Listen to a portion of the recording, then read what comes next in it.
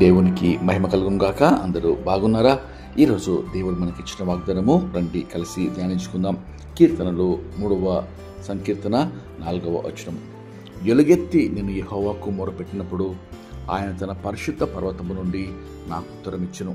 ప్రియమైన దేవుని బిడ్డలారా, నిజమే, ఎలుగెత్తి యెహోవాకు మొరపెట్టినప్పుడు మన కష్ట సమయంలో, కన్నీటిలో, దుఃఖములో, ఆపదలో, అపాయాల్లో, సంకటములో, అనారోగ్య పరిస్థితిలో ఎలుగెత్తి హృదయపూర్వకంగా యెహోవాకు మొరపెట్టినప్పుడు, దేవుని సహాయం కోరినప్పుడు, ప్రార్థనలో ప్రభువా నాకు సహాయం చేయని చేతులు ఆయన వైపు ఎత్తినప్పుడు దేవుని వాక్యం సెలవిస్తుంది, ఆయన తన పరిశుద్ధ పర్వతం నుండి నీకు ఉత్తరమిచ్చును, నీకు జవాబిచ్చును, నీకు సహాయం చేయటకు ఆయన దిగి వచ్చును అని వాక్యం సెలవిస్తుండగా, ప్రియ దేవుని బిడ్డారా, ఈ దినమందు మన సమస్యల్లో కుంగిపోకుండా, దిగజారిపోకుండా, బలహీన పడకుండా మనము ఎలుగెత్తి యెహోవాకు మొరపెట్టేది నేర్చుకోవాలి.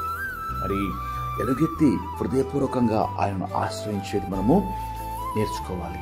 కాబట్టి దేవుని వాక్యం ఎత్తుగా సెలవిస్తుండగా, ఆయన సహాయము, ఆయన పరిశుద్ధ పర్వతము అనగా ఆయన సియోను పర్వతము, పరలోక రాజ్యం నుండి ఆయన నీకు సహాయం చేయటకు దిగి వచ్చును. కాబట్టి రండి ఈ వాగ్దానము పొందుకుందాం. ప్రార్థన.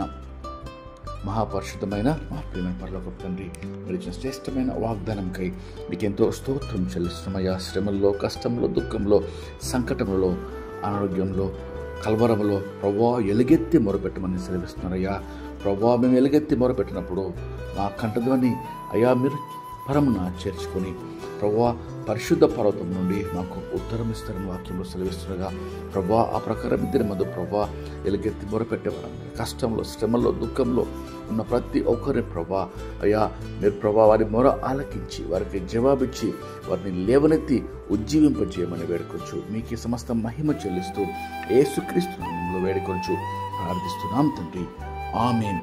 దేవుడు మిమ్మల్ని దీవించును గాక.